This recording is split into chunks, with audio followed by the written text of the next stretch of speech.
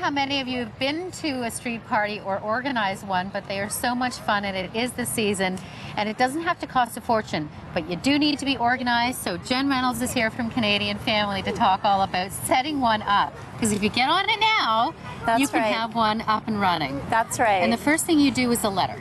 That's right. So you want to do a letter, you want to canvass all of your neighbors to just get the interest, let them know that you're planning a party, what dates would be good for them, let them know what to expect and what the benefits for the street could be too.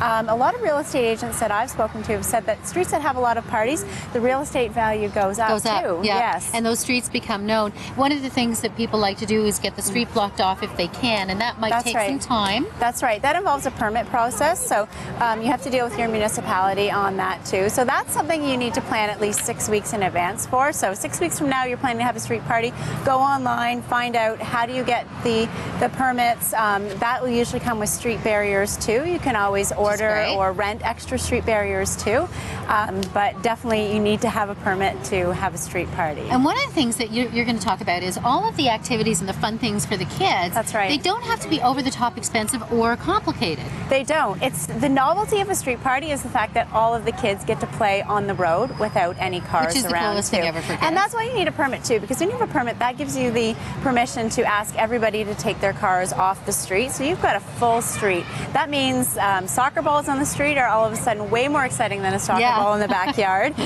Bikes, as you can see, these kids are having lots of fun with dollar store bubbles, with bouncy balls, with paddle balls, all kinds of things like that too. Exactly. And make sure the kids are involved in the planning process as well.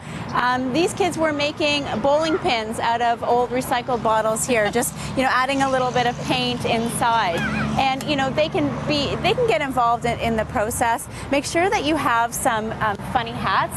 On our street party, and we're going into our 5th year, everybody likes to wear funny hats and even wigs and all kinds of dress up elements. We really get into it. In fact, with our street party, we even we have a crest. So every year it's a different one, and we print them. We just print them on iron-ons, and we also print them on temporary tattoo sheets too. So everybody gets marked with tattoos, and everyone gets marked with exactly. How do you divvy up the responsibility for either crafts or any of the games, or maybe even the menu?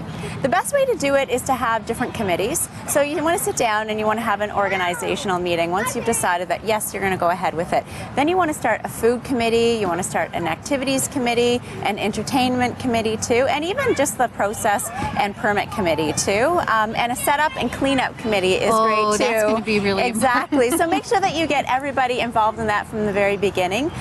When it comes to food, there's just so many options. That's you can pull out your barbecues. You can you can put the barbecue on the street because the street's closed. Exactly. Exactly. You can have a potluck. You can have people pay in. You can have it catered. If you're in City of Toronto or the City of Ottawa, you can have a food truck come to your event. Now, given how many ones that you've had, and we always hope for great weather. That's right. But if it's not, do you put a plan B date, or do you just make the most of it and have kids in the rain jackets? You have kids in the rain jackets, and it's also a good idea to have a really big awning and a tent.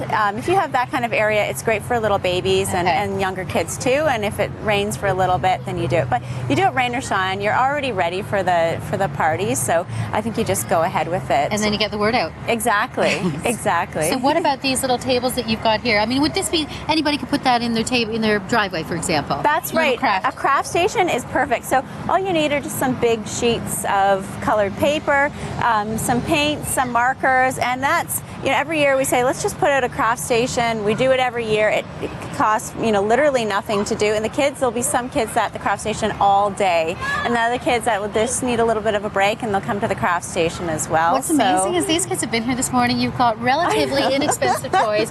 They've been having an absolute ball. Exactly. And all you need to do is plan in advance. That's right. Fantastic. Jen Reynolds from Canadian Family, thank you. Thanks, kids, for coming out.